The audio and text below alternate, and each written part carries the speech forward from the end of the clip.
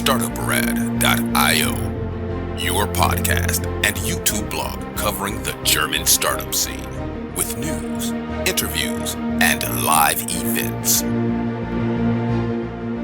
Hello and welcome everybody. This is Joe from Startuprad.io, your startup podcast and YouTube blog from Germany, bringing you again another episode in our series Entrepreneur Tools. This time again with Silke. You may remember her from the last episode. Nonetheless, would you like to introduce yourself briefly to our audience again, Silke? Yeah, thank you very much, Jörn, for inviting me again. Yeah, my name is Silke Glab. I'm an organizational psychologist and executive coach, and I'm very happy to share some tools that you can apply in your busy daily life. Yes. The last time we have spoken, I titled it Strategies to Sharpen Your Entrepreneurial Decision Making. What are we going to talk about today? Because you did some extensive preparations. We tried to keep it short this time. Last time we went over an hour. We tried to keep it a little bit shorter this time. Yeah. So today I wanted to share something on the communication side. What kind of frame you can use to improve your communication skills. And then also a tip if you're more like an introvert in as a personality and what kind of tools you can use then. And also some self-inquiry as a leader. And if you have then still some time remaining, I would like to talk about something called holacracy. Holacracy. The new trend if you want to expand your business and you start with few people and then you're expanding very fast. So it's a new approach to a company structure. Okay, so let's dive in and I'll give you the floor. And as always, I bother you with some questions here and there. And everybody who would like to learn more, go down here in the show notes. There is a link to our blog post where people can reach out to you on your LinkedIn profile and so on and so forth. Okay, great. So let's talk about the we, I, it frame. Some people maybe also know the Schulz-von Thurn model, but let's talk today about the we, I, it frame. We stands for, first of all, what kind of relationship we have with each other. When you're in a communication, is it equal? Is there a hierarchy? Is there some disturbance between us? That also goes into the we. Then it's also important in any way if you negotiate or you have any form of communication and someone is more opposing. Then it's also very clever to use more we. So find common interest between you and the other person and then use the phrase we. If we want to achieve that, then we should or we could consider. This brings the two parties together and it creates a sense that both of you are standing at the same side of the table, so to say. It's also something like a trick to make it non-personal, because if I tell somebody, no, you should not do it like that, you're smart as. But if you tell somebody told me to do it like that, you're not as smart as, but basically you're communicating the same information. Yeah, and you always try to bring both sides on board when you say also the we phrase. You already spoke about the I. I statements are still very important because you don't want to offend someone and come all the time what you already said with you. The I statement is that you can speak more about your observation. I observe that when we are in this situation, you become a little bit more rigid and I become more defensive. Is there a way we could solve that to have a better communication with each other? And the I statement is really a feeling you have and feelings can't be debated because it's very individual for each and everybody. And the other one is that you speak more about an observation. And then we have the it. It can be facts, mostly facts and data. And with this, also consider what you want. Are you prepared for the theme? Because in each and every communication, you should be also aware where the whole thing is going. And if a communication is stuck, you can also refresh it if you say, imagine. Yeah, if someone is more difficult to follow your advice, you could just phrase it like this: imagine. Imagine this would work out. What needs to happen? And there you bring also the person into a different state of mind, because from being defensive and trying to find new arguments, you are now invited to imagine something. This I feel very clever indeed. And then we still have the you. And if you want to address the you, address it in a way that you have really listened to the other person. You can say, if I understood you right, you mean this and this and this. You can also say, like this, how the person is feeling. It seems you feel confused about it. And then the other person can rectify it. And it also gives you a sense on the feeling level again, and pulls also that to make aware that you are following what the other person is saying, but you're also following how the other person maybe feels about a certain situation. And if you really study that frame and you apply it, you will really see a shift in your communication. Even if you want to start an email, just consider these 4 types. The we, form common interest, form common ground. I statement about your feelings. Stay to the fact, maybe imagine if we did that, this could look like that. And then the you is more in an individual conversation. Mm-hmm. So with this, we have targeted the we, I, it, her. Do you have any further questions on this one, Jörn, or some experiences in difficult conversations you had? Nothing I could share in public. Okay. Okay.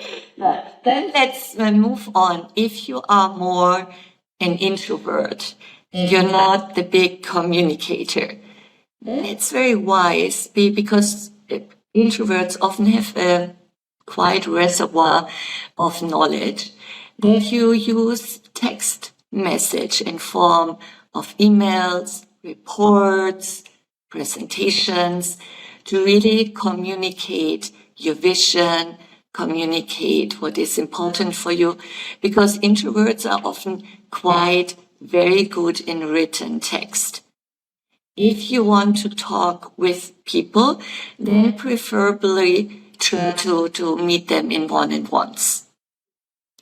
And another very good tip, I believe, is that you are paraphrasing, that you become a very good listener without you talking too much. Invite the other person to talk. You ask questions, you rectify what you have understood.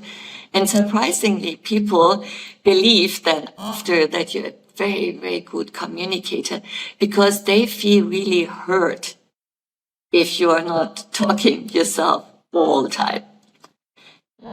And another one is what I also sense a lot with my private clients, or that's something I invite my clients to do, is self-inquiry. If you are in a certain situation, just become vulnerable first of all to yourself. What are you feeling in a certain situation? why are you reacting? Or you can ask yourself, why am I reacting to this situation like this? So, for example, with client, the client felt very like, how can you say, not listened to in group meetings. And then I invited the client really to go deeper. So what's really going on in the client's head? What is he telling himself? What is a feeling reaction he has at that very moment, that the whole conversation takes place without him in this very moment. And this really invites you to come more to the bottom. Is there maybe a program running that you are quite aware of, and that's running maybe already for a couple of years?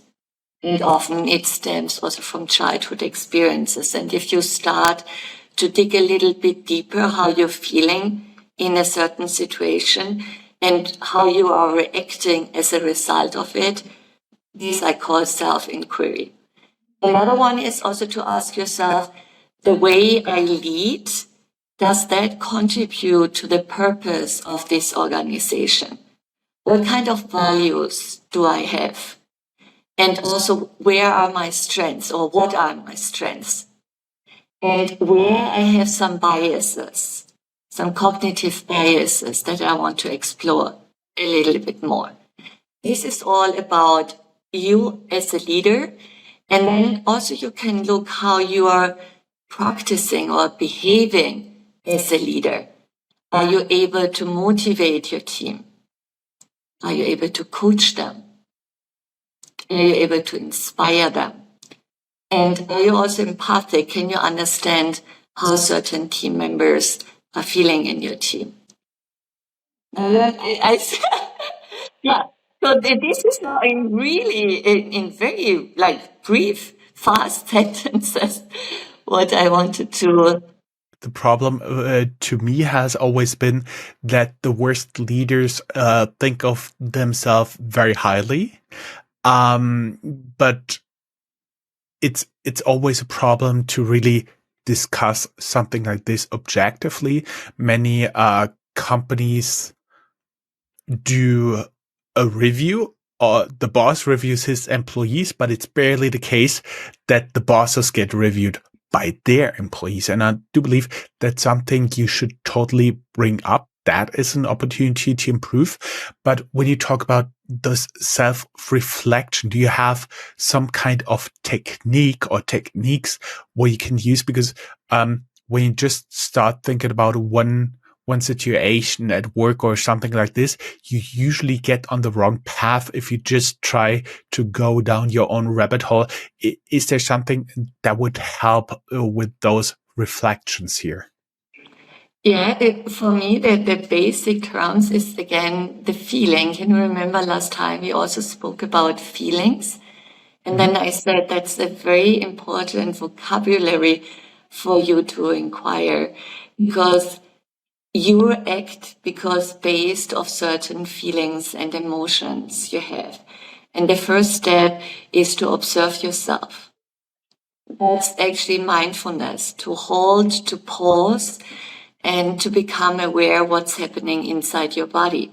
Maybe in the beginning it's a sensation in your body, and then you label it with a certain feeling. And out of this you react. And if you are more equipped and better equipped to label your feelings right, you will have different reactions. Let's go back to that meeting. If that person feels like not to belong, then you withdraw.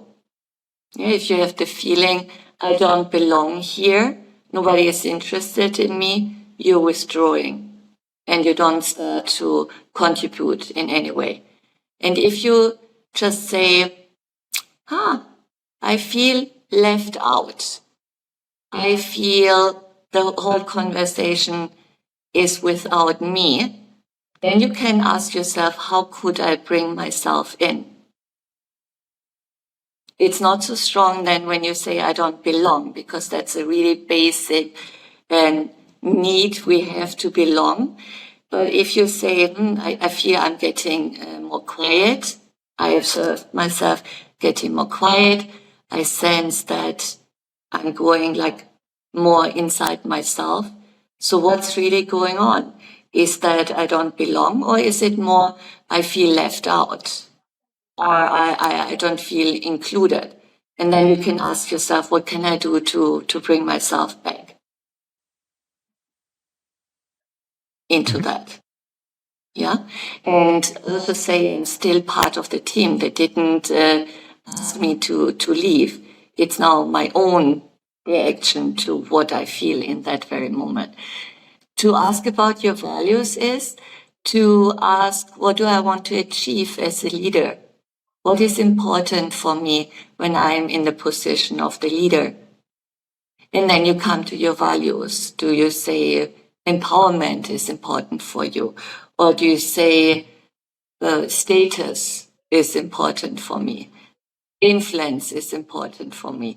Or is it more collaboration? And to ask yourself, what kind of motives, what kind of goals do you have in your workplace as a leader? Yeah, that's some tools I would recommend. And then also get more known about some biases you may have, which also affect your decision making. We spoke about them also last time. Personal experiences here. The most important metrics for getting promoted, getting noticed by your superiors is something you can see in a PowerPoint presentation or an Excel sheet.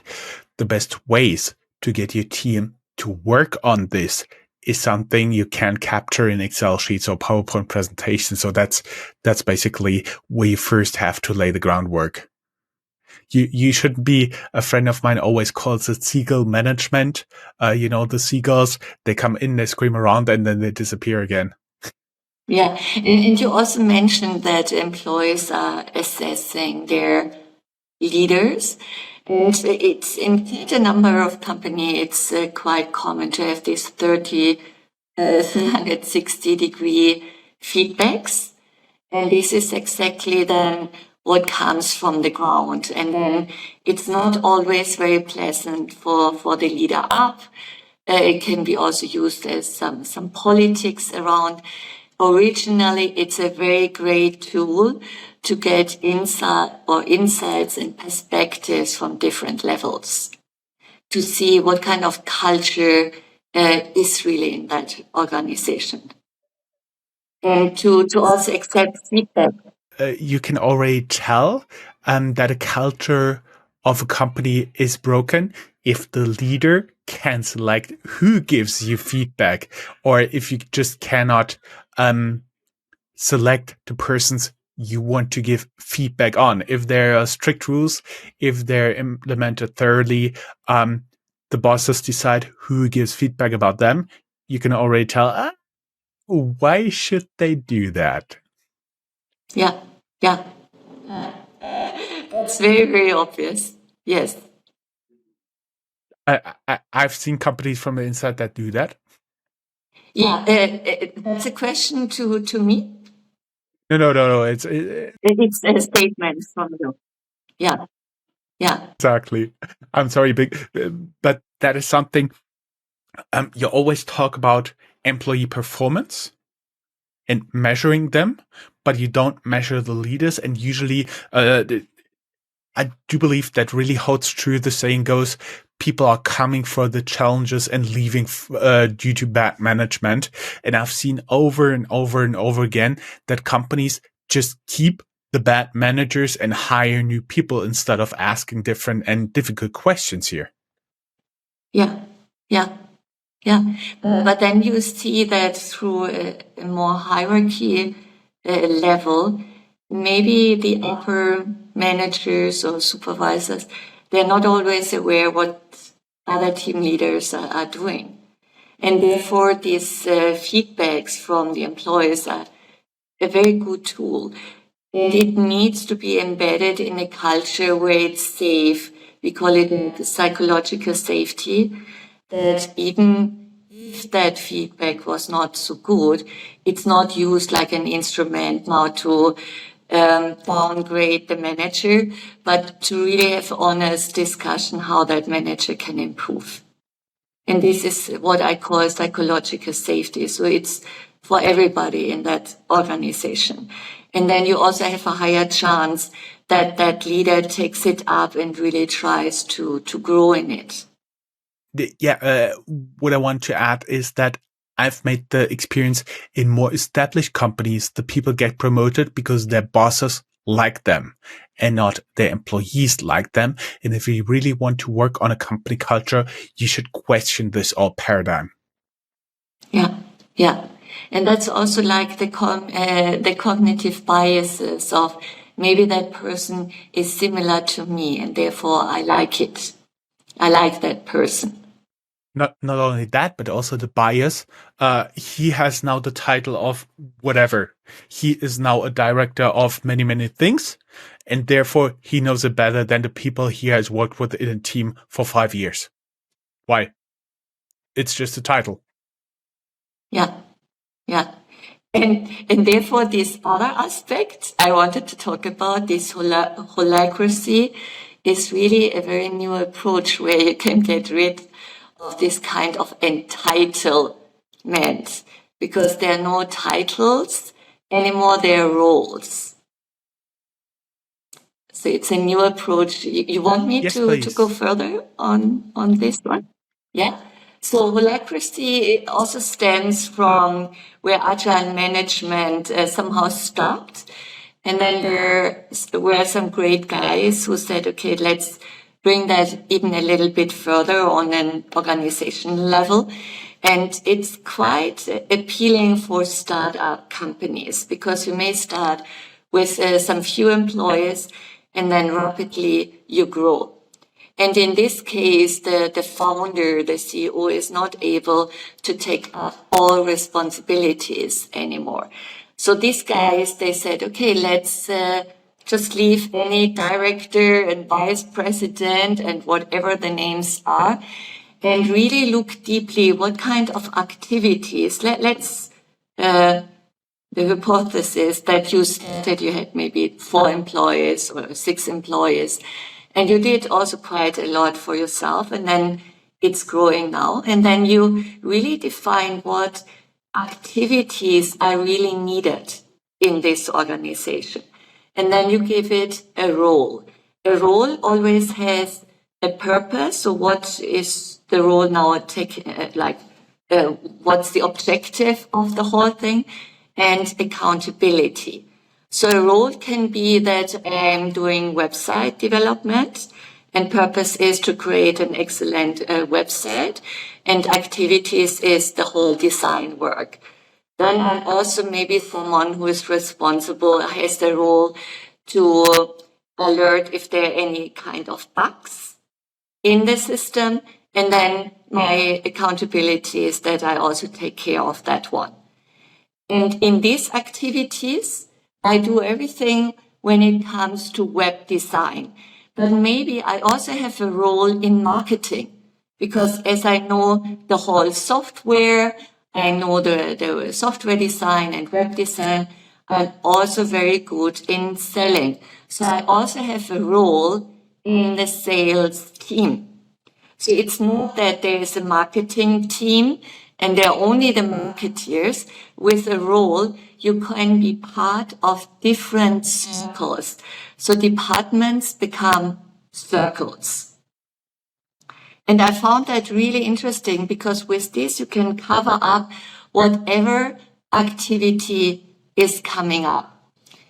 Now, you will ask, so that's very confusing. Yeah, so if everybody has a role now, who is now the lead? And actually, there is still a lead of a circle, but this person doesn't have any title anymore. So that person can give the strategy, that person can allocate some work, can define rules, can ask where people are in the process, but that person can't hire and fire anymore. And meetings are also not governed necessarily anymore by that lead. The lead is there to make sure the strategy is there. There is a vision for this circle, and that like to follow up and more monitor the process. And he can't just say, you have to take up that work. So you can't just say, okay, do this one now. You have to request. There is a new way how you bring people together. It's a mode of conduct.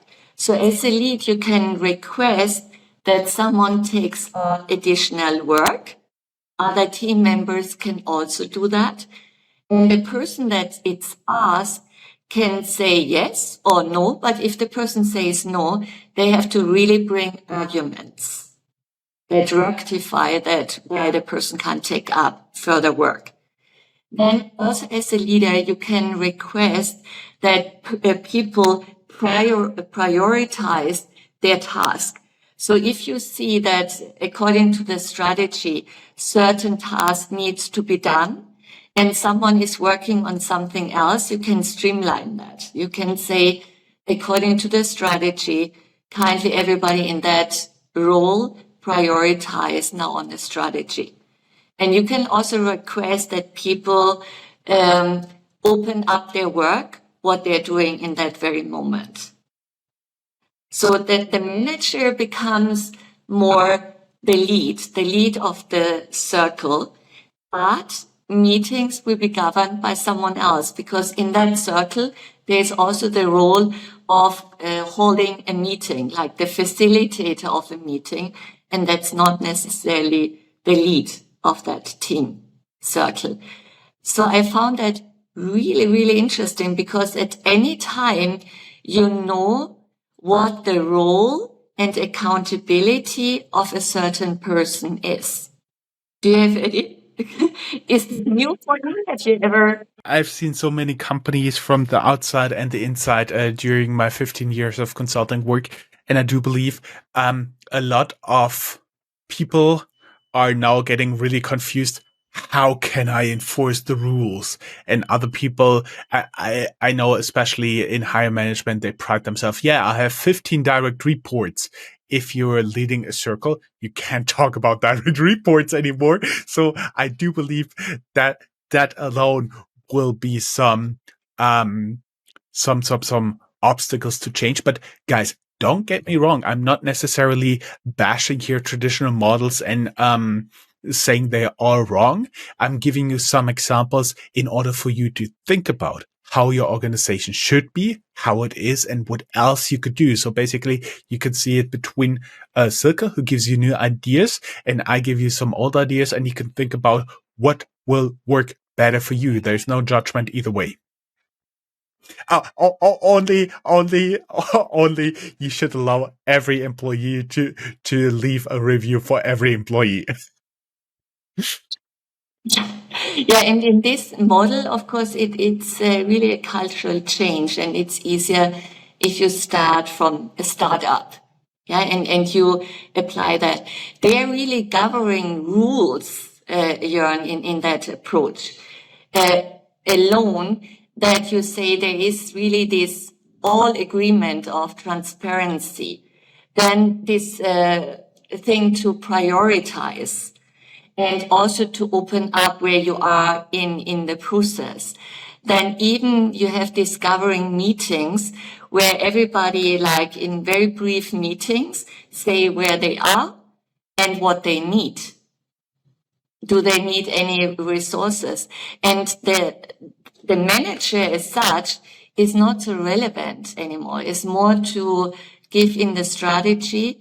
And if someone in the team, in a governing meeting, says, okay, I'm now totally overworked, or I realized we haven't covered a certain role, then even a team member can request a new role. It's a culture change. It's not something that you snip, it's not with your fingers and it's there, but it's worth to really think about the way you're currently managing and how are your resources are really spread. And also in this, people have autonomy, so they can define how they interpret this role, in which way they want to fulfill their task. But they also are bound to certain restrictions, so that they actually always, when they're requested, they really have to open up where they are. And they also asked to prioritize. And if it comes to budget, you can't just spend things. So there is another lead or circle that's responsible for this one. And it's really a new way how you see your employees and a new way of leadership. Because if you go for status, if you go for influence, if you go for power, then this approach won't be the right one anymore. If you say, okay, actually, I want to empower everybody and I want to get the best ideas from everybody, and I want to have an overview what's really needed in this organization, and not to come out with job descriptions, but with prescriptions of where you're responsible for, accountability, and define that for what that person is accountable for, and not to have an endless job description. So you can act quite ad hoc. If a new activity needs to be covered, you can easily discuss that within the circle who will take it up. And I was wondering, when you've been talking about that, it's not about status anymore. It's not about titles anymore. If you're considering to implement this in your company, you should also think about how it will impact your recruiting and what different people that approach may attract to your company. Yeah, definitely more the younger generation who really like to work in teams with each other and who have this transparency. And with this, there actually is some research. So a hierarchical structure is quite good if you have to make a very fast decision or it's a very complex thing. Then you have all the hierarchies, the process is very well defined, but it hinders innovation. If you want to have innovation, if you want to bring up new ideas, then these kinds of agile teams, holacracy, are really the new way to go, because you also want to react very fast to the market. And I don't know have you followed Bayer?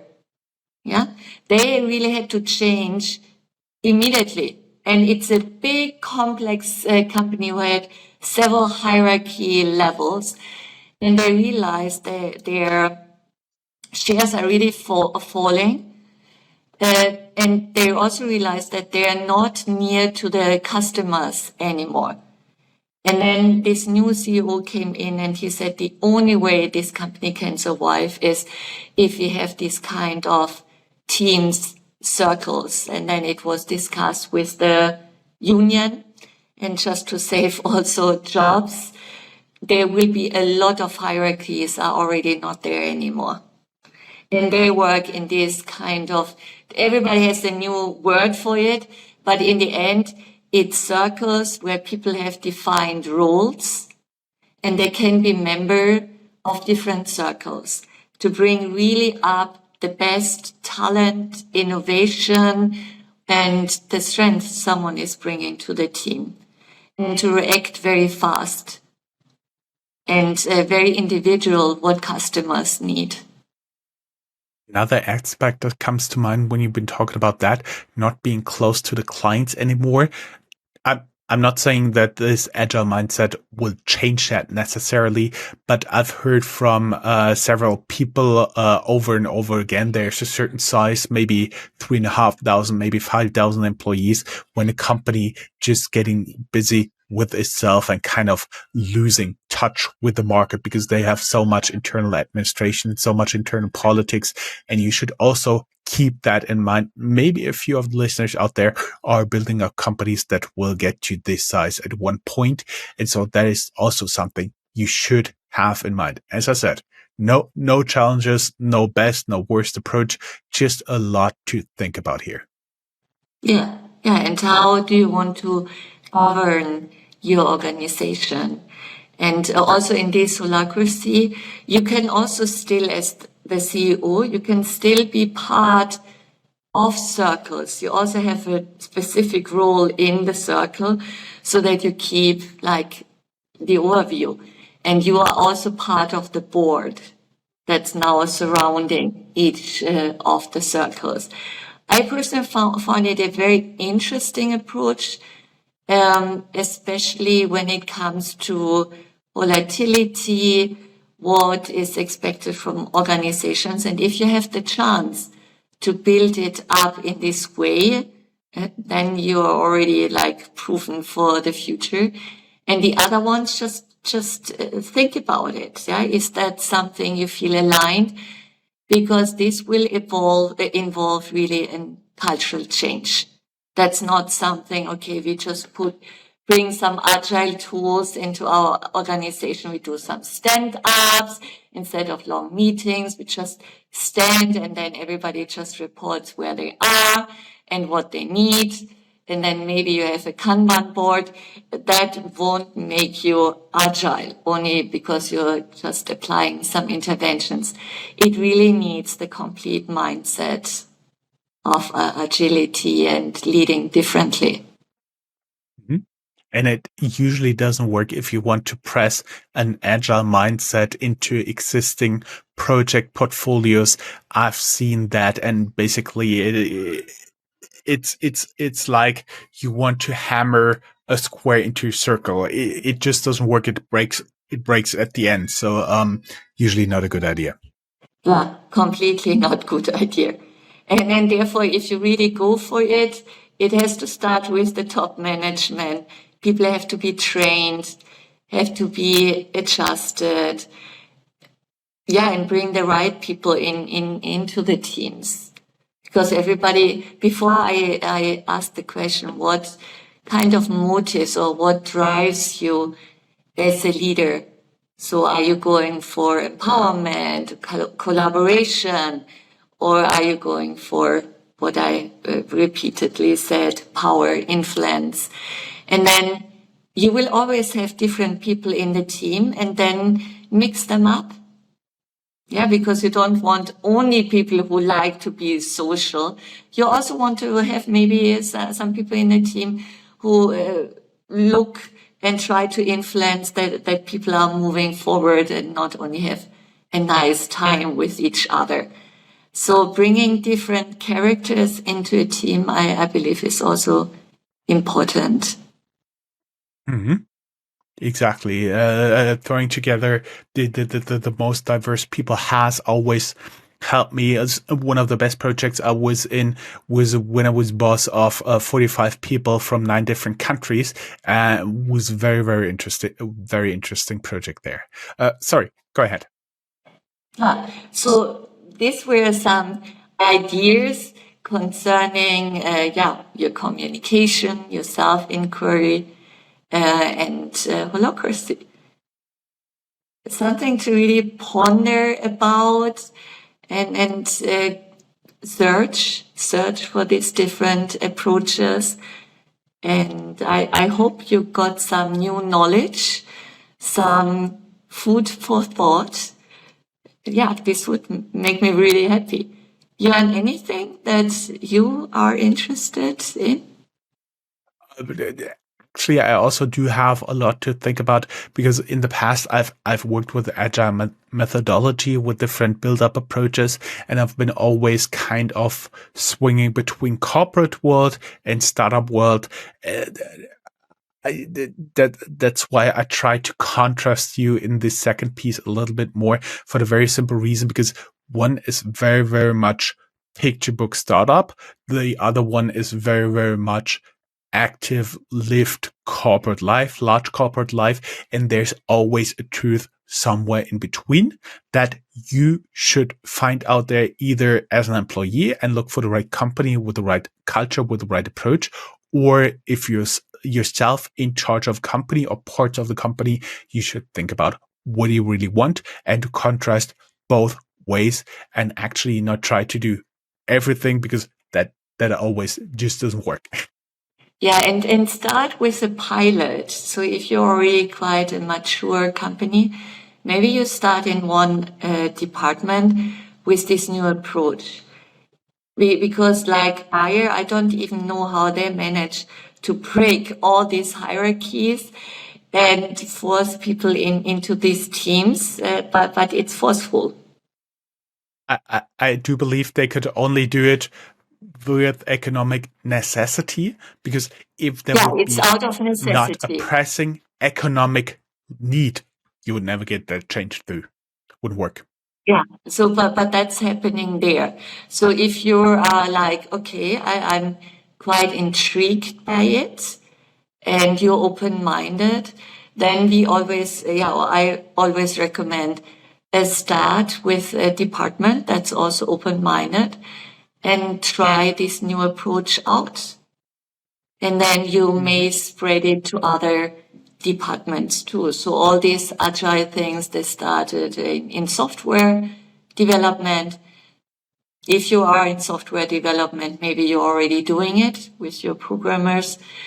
Where it's start in a department that's easy and open-minded to try it out, and then make a baseline, measure was there an improvement, and then you can discuss how you want to bring it further. Actually, pretty good closing words. Everybody who would like to learn more, go down here in the show notes, and there's a link to my LinkedIn profile, and there's a link to Silke's LinkedIn profile where you can leave some feedback, as well as give us a good review and thumbs up wherever you're listening to this or watching this. Yeah, and I say really thank you, Jörn, for giving me this opportunity to share these tools on your podcast. And to all the listeners and watchers, I hope you can really take something for yourself out of it. It was a really pleasure. Pleasure was totally mine. Have a good day. Hope to have you back someday. Bye-bye. Bye.